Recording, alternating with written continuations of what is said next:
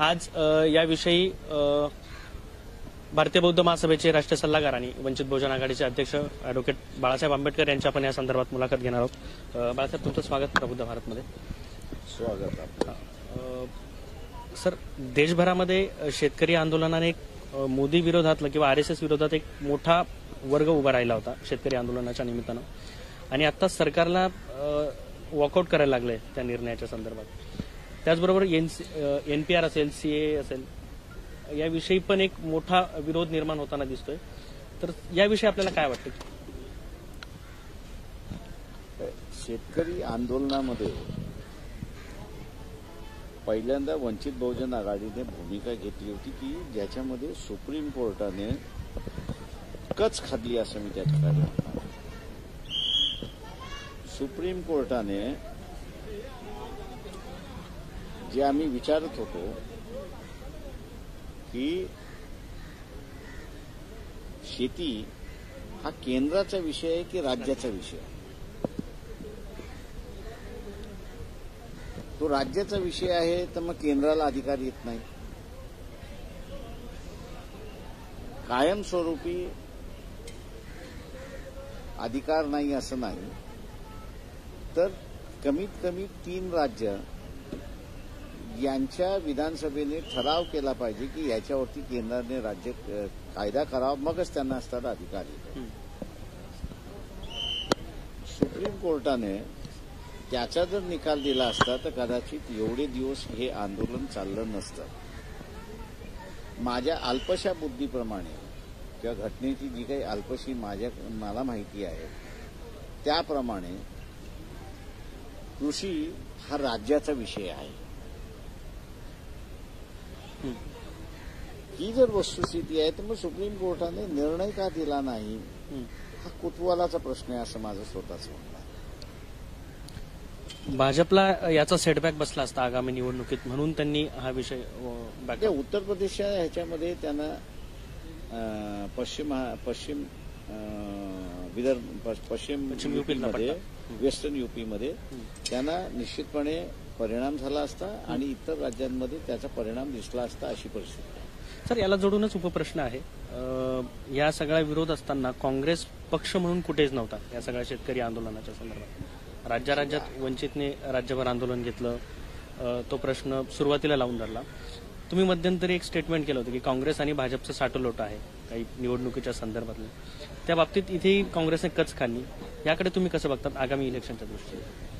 आंबेडकरी जनता ही स्वतःला फार हुशार मानते, पण माझ्या दृष्टीने त्यांची हुशारी फक्त शाब्दिक हुशारी आहे, घोषणेबाजीची हुशारी आहे, त्याच्या पलीकडे त्यांची हुशारी नाही।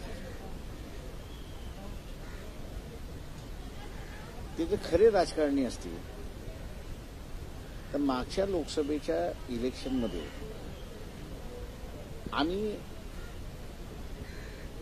काँग्रेसकडे काय मागत होतो तर महाराष्ट्रामध्ये ज्या 4 सातत्याने लोकसभेच्या निवडणुका झाल्या त्या 4 सातत्याच्या लोकसभेच्या निवडणुकीमध्ये 12 जागा तुम्ही हारलेल्या, 4ही वेळा तुम्ही हारलेल्या। या 4 पैकी तुम्ही किती आम्हाला देता एवढं सांगा। या 4 वर्षामध्ये 12 जागा हारलेल्या आहात आणि कंटिन्युअसली हारलेल्या आहात, असं नाही की तुम्ही त्या जिंकलेल्या आहेत। बरोबर, कंटिन्युअसली तुम्ही हारलेल्या आहेत आणि त्या कंटिन्युअसली हारलेल्या जागेवरती तुम्ही आम्हाला किती देता?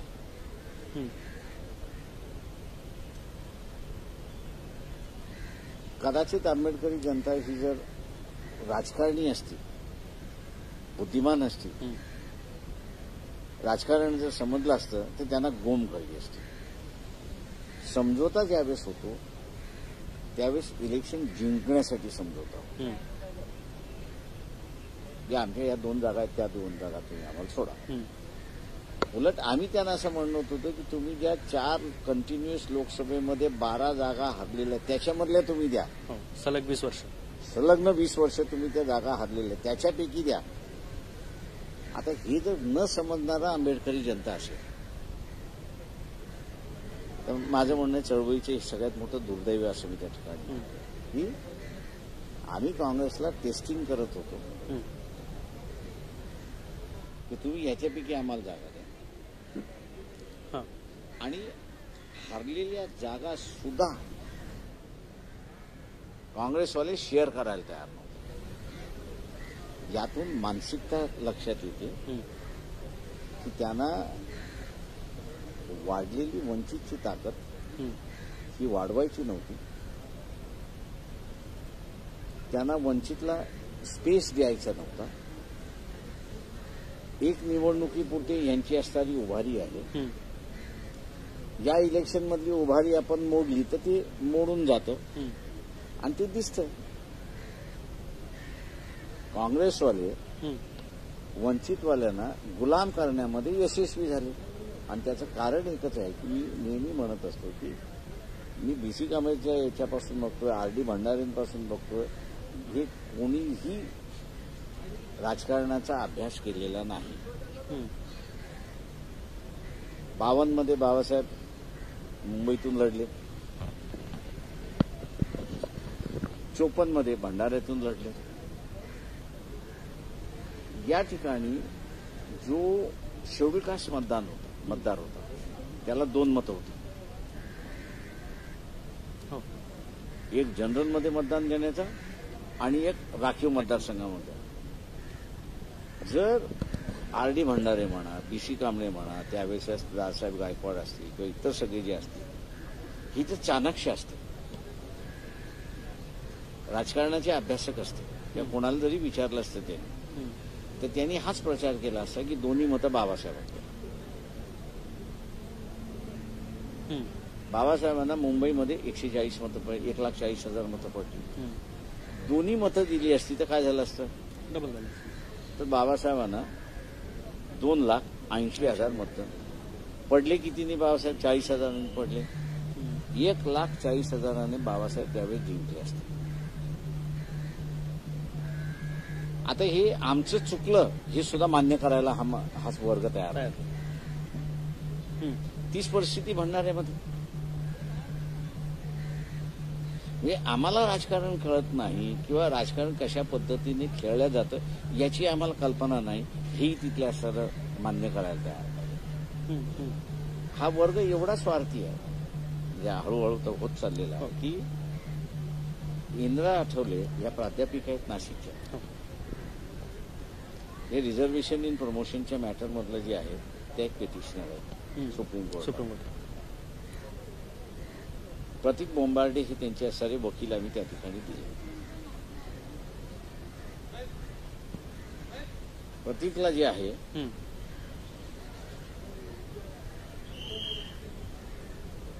सांगून ती केस लढण्यात आली.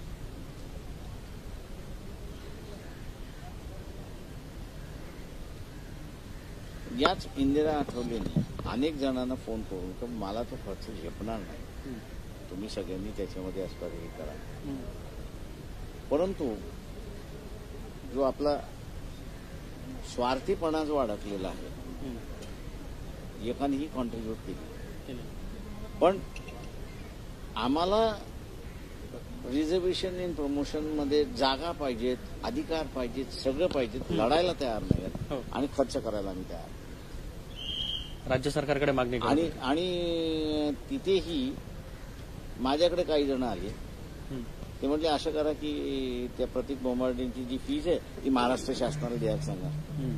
म्हटलं तुम्ही भिकारडे असाल, मी नाही. हं.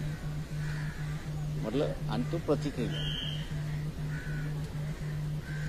तुम्ही फी द्या नका देऊ, त्याची बांधिलकी आहे, तो लढला आणि तो लढला. हं. आर्ग्युमेंट झाली, रिटर्न आर्ग्युमेंट झाली. आता काय निकाल येईल ते असणारं बघणं त्याच्यामधलं महत्वाचं आहे. हं. पण आम्ही आमच्या अधिकारासाठी लढायला तयार आहोत. हं. जे आम्हाला कळत नाही ते आम्ही समजून घ्यायला तयार नाही. आणि मीच त्या म्हणतोय तशा पद्धतीने असणारं सगळं घडलं पाहिजे, असं जी एक ठामपणा जी आली ती आहे, तीच खऱ्या अर्थाने या चळवळीला मारक आहे असं मी त्या ठिकाणी मानतो. म्हणजे शिकलेला वर्ग हा स्वतःच्या अधिकारासाठी सुद्धा लढायला तयार नाही.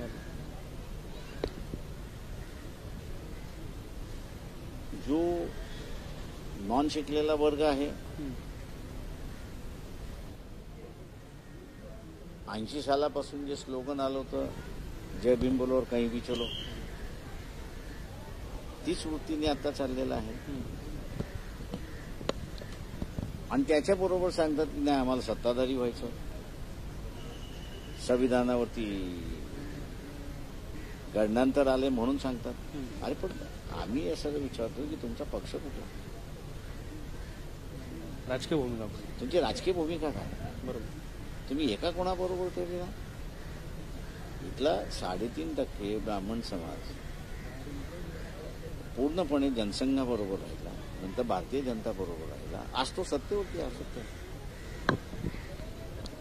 इथे थांबायचं नाही. इन्स्टंट इडली सारखं आम्हाला असणार पाहिजे. तुम्ही इन्स्टंट इडली दिली नाही तर तुम्हाला काहीच करता येत नाही म्हणून असं फेकून देण्याचं राजकारण चाललं. तेव्हा कुठेतरी या समूहाला आम्ही असं सांगतो की आता नवीन नेतृत्व तुम्ही येऊ दिलंय का, नाही. आता मी माझंच उदाहरण घेतो ना. स्मशानभूमीच्या दरवाज्यातून बाहेर आलो, डॉक्टरांनी सांगितलं ऑपरेशन नाही केलं तर 2 महिन्यात तुम्ही अल्ला प्यारे व्हाल. आताही आम्ही कसे आहोत की एक्सपायरी डेट आमची झालेली आहे ना, पण ते नवीन औषध कुठं आहे तुमच्याकडे.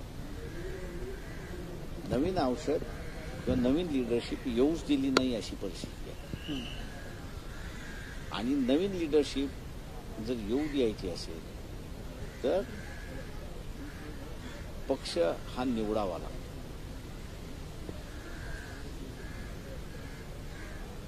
आणि हाच माझा पक्ष आहे हे ठरवावं लागतं. मला काही जण सांगतात अहो तो अमुक आला होता त्याने आम्हाला असं सांगितलं. अरे म्हटलं तुम्ही गाढव आहात का. तसं मी जी बाबासाहेबांच्या काळची परिस्थिती बघितली की एकही कोणी बाबासाहेबांबरोबर असं नव्हतं की जो लोकांना सांगू शकेल अरे 2 मतं देऊन टाका ना, बाबासाहेब जिंकतात आहेत. कोणी सांगणार नव्हतं. तशाच रीतीने आता मला असं दिसते की कोणी येते त्याचं ऐकतात. पण तुम्ही ठरवा ना. बरोबर, मला पक्ष जिवंत ठेवायचा आहे, तुम्हाला विचार जिवंत ठेवायचा आहे की नाही हे तुम्ही ठरवा ना. कोणीतरी दारू दिली त्याच्याबरोबर, कोणीतरी मटण दिलं त्याच्याबरोबर, कोणीतरी पैसे वाटप केले त्याच्याबरोबर. म्हणजे ही कुठली नीती आली. समूहाचं राजकारण होताना दिसत नाही. कुठल्या समूहाचं राजकारण.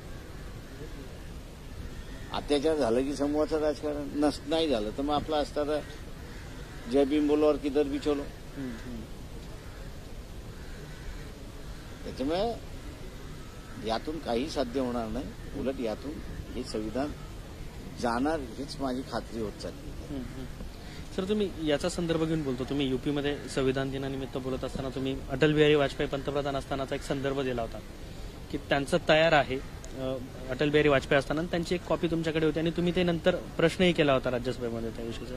तर तीच पुनरावृत्ती बॅक स्टेजने सगळं घडतंय पॅरलली. नाही, प्रश्न असा आहे की ते संधीच्या वाट बघतात.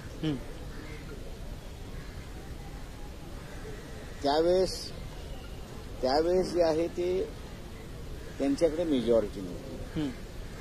आता ते पूर्ण तयारीने आलेले आहेत. बरं झालं माझ्या दृष्टीने की ममता बॅनर्जीने काँग्रेसचं खरं चित्र बाहेर पाडलं. मी जसं म्हणाल ना की आंबेडकरी जनता असेल, आंबेडकरी विचारवंत असेल, हे स्वार्थी आहे, परिस्थिती बघत नाही. सुब्रमण्यम स्वामीची सोनिया गांधीच्या विरोधातली जी केस आहे ती कसली आहे एका तरी आंबेडकरवाद्यांनी मला सांगावं.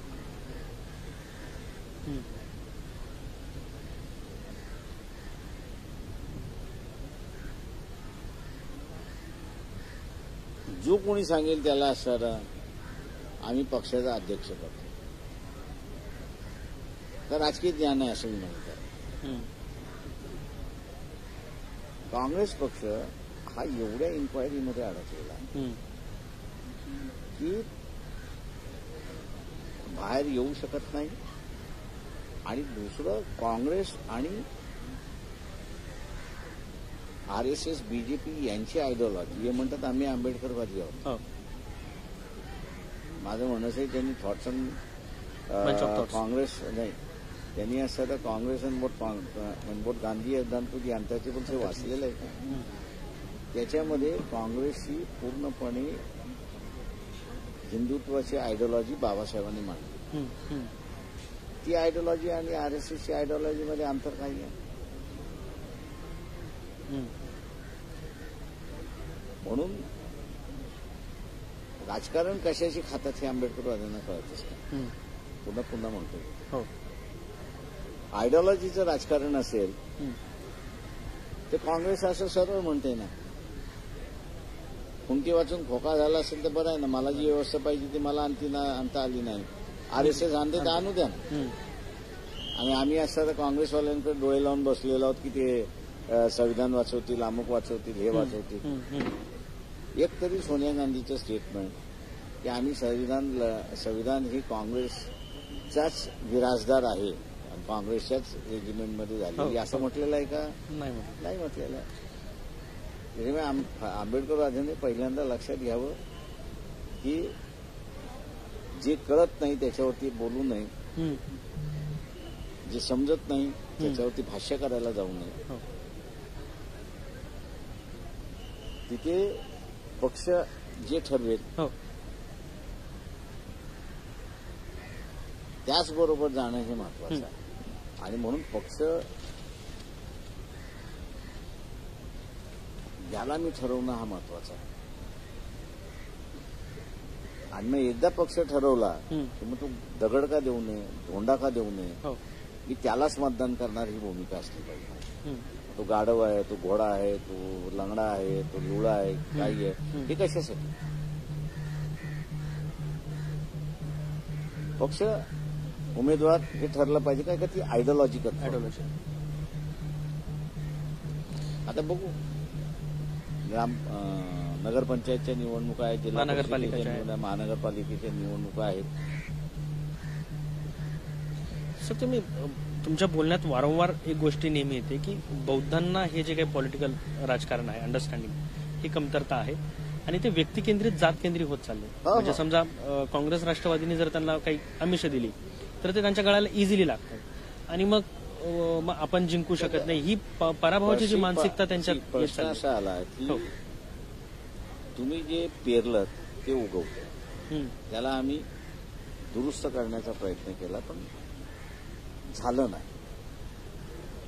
आता आम्ही जसं म्हणतोय की ठीक आहे, लोकसभेमध्ये आम्ही एमआयएम बरोबर गेलो, विधानसभेमध्ये एमआयएम सोडून गेलो. आता हेही लक्षात घेत नाही की 100 जागा एमआयएमला मी कशा देणार? ते म्हणजे सरळ असं बीजेपीला सत्तेवरती आणणंच झालं ना. बरोबर. फक्त एकच वाक्याचा प्रचार करत होता, या मुसलमानांना अंगावरती बसून, आणि सगळा हिंदू एकत्र येऊन असता मतदान देऊन मोकळा झाला असता. डोकं वापरलं पाहिजे. अशा परिस्थितीमध्ये तुम्ही एमआयएम बरोबर कंटिन्यू कसं करणार? आणि एमआयएमनी एवढ्या 100 जागा मागणं हे कोणी विचारायला तयार नाही. पण त्यांनी काय 100 जागा मागितल्या? त्यांची राजकीय ताकदही नाही, त्यांची राजकीय ताकद 2 मतदारसंघ सोडले. ठीक आहे, फक्त एक मुस्लिम माहोल होता, तो मुस्लिम माहोल उभा केला आम्ही त्या सगळ्या याच्यामध्ये. आणि तिथून काही जागा निघतात का ते आम्ही असताना बघितल्या होत्या. आम्ही थोडी राज्य कॅप्चर करू म्हणून असताना बघितलं. आणि म्हणतो की विधानसभेमध्ये प्रतिनिधी येत नाही, या निमित्ताने असणारी 10-15% स्पेस मुसलमानांचं मतदान जर फिरलं, जी कमी होती ती त्याच्यामधली आहे. बरोबर. आता दुसरं आहे त्याच्यामध्ये ओबीसीचं राजकारण आहे. जो स्वतःला बौद्ध म्हणतो त्यांनी बौद्ध धर्माचा अभ्यास किती केला याच्याबद्दल मला शंका आहे. त्यांनी बुद्धांनी धम्मा वाचलाय का याच्याबद्दल सुद्धा मला शंका आहे त्या याच्यामध्ये. आता त्याला हेही लक्षात येत नाही. त्याची फुटपट्टी काय? तुझ्या बी मग तू बाबासाहेबांना, हे त्याच्या 2 फुटपट्ट्या. आणि परिस्थिती अशी आहे की ओबीसीला आज अख्खा हिंदू धर्म ताब्यात घेता येतो ना. जो ऑलरेडी काँग्रेस जी ऑलरेडी लढाई सुरुवात झाली, ओबीसी वरती सवर्ण लढाई सुरुवात झालेली आहे, जोरदार सुरुवात झालेली आहे. आता तोही त्यालाही माहिती आहे की मी सत्तेमध्ये आल्याशिवाय माझी ही लढाई पूर्ण होत नाही. मग आपला मित्र कोण? पॉलिटिकल मित्र कोण आपला? विचाराचा मित्र कोण? आरक्षण हा सगळ्यांना पाहिजे. तर मी जसं म्हणतोय की मराठा समाजामधला श्रीमंत मराठा आणि गरीब मराठा, श्रीमंत मराठा गरीब मराठ्याला पाण्यामध्ये पाहतोय आणि मराठ्यांचं आरक्षण सत्यानाश लावून टाकला. गरीब मराठीच्या आरक्षणाचा सत्यानाश लावून टाकला. कोणी लावला? तर श्रीमंत मराठ्यांनी लावला. दुसरं तिसरं कोणीच लावला नाही. ते जेव्हा त्यांच्या एका जातीमधल्या गरिबांचा जर सत्यानाश लावू शकतात तर तुम्हाला कुठे घेणार आहे? बरोबर. तर ही एवढीही समज इथल्या आंबेडकरी जनतेला नाही. आणि आम्हाला फार राजकारण कळतं. मिशाला ताव नसल्या मिशाला तरी ताव मारणारा हा समूह आहे सगळा. आणि शहाणपणा शिकवणार आहे पुन्हा. तुम्ही काय करत, तुम्ही काय करता, अशी अवस्था आहे त्याच्यामध्ये. त्याच्यामुळे ओबीसीला जेवढी ताकद देता येईल तेवढी ताकद दिली पाहिजे.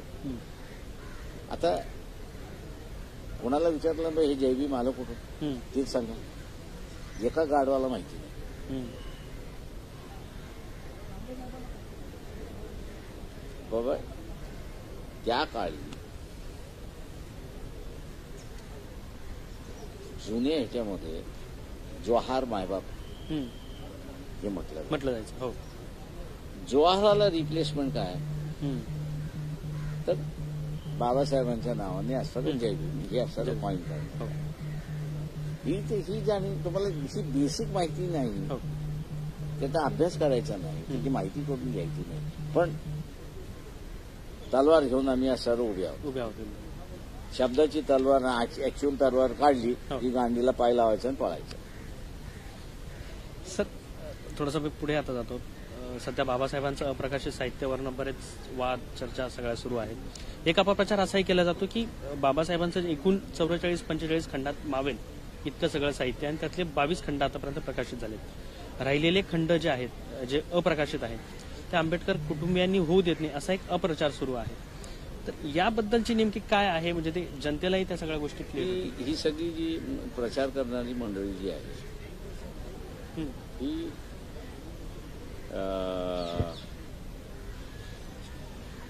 बीजेपीचे पेड हस्तक आहेत किंवा काँग्रेसचे पेड हस्तक आहेत. कोणीतरी त्यांनी असं एक सांगावं